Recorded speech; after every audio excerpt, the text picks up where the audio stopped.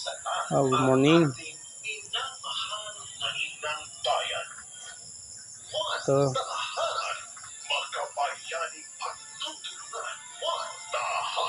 Dito tayo sa lot area natin. I-monitor natin ang mga tanim-tanim natin.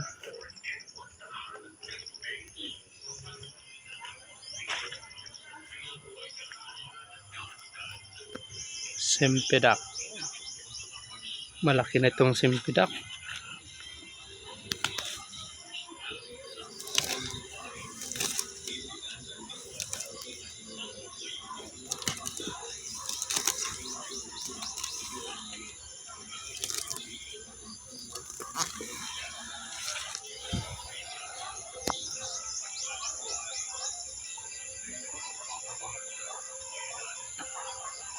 Sempedak ito na similya.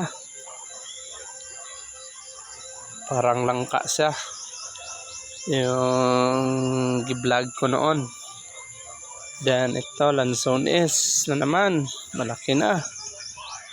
2 years from now, talagang bubunga na ito. Magpakitang gilas na. Ito.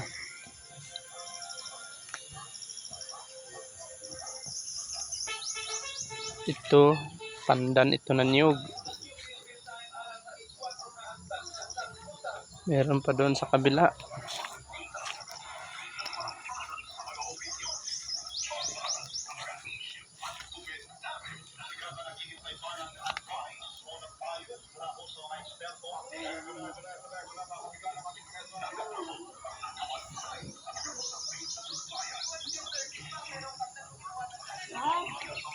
Ito. Pandan, no? Ganda-ganda niya. So ito guyaba, no? Next is durian. Tanggalan natin ang damo.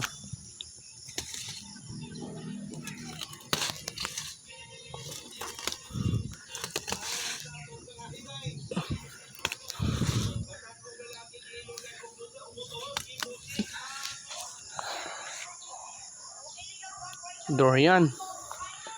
Ito yung sabi ko na kalamansi. Nagbunga na galing isulan. Lansones.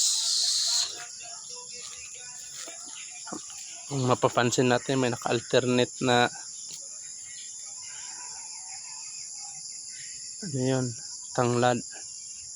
Pandan na niyog. Malaki na siya.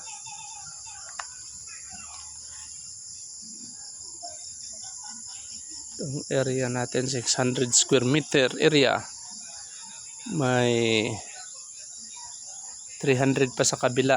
Makukuha din natin yan kasi naka-down na tayo.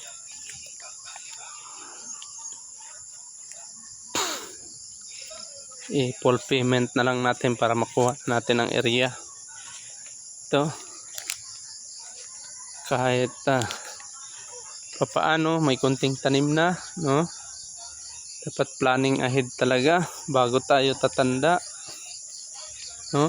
Kung tayo ay empleyado, dapat may kahit papaano may napundat tayo, may lote, may tanim-tanim. Dream ko talaga na may tanim-tanim ng mga fruit bearing trees tulad nito para may pag-aaksayahan tayo ng oras, no? Maganda kasi pag planning ahead ka. So pag mag 60 years old na tayo, kahit hindi lang 60 years old, after mo mag-apply ng retirement, no, may exercise ka, magwalis-walis kasi mahulog ang mga dahon, no? Balang araw mag-garden-garden pa, may gazebo pa, habang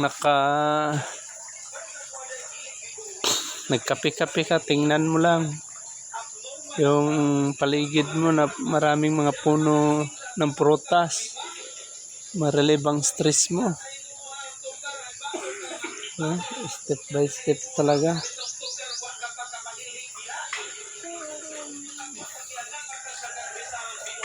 Dapat talaga plano ng maaga talaga, no?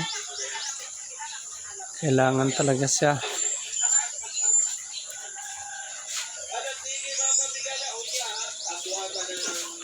Oh.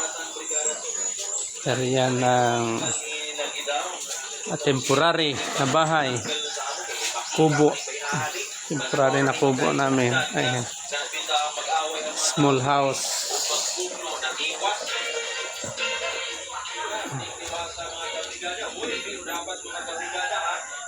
Bago ng atong anak tungod kay dili sila bright na raon. Sinabahin hatod kaninyo sa Young PTS 30.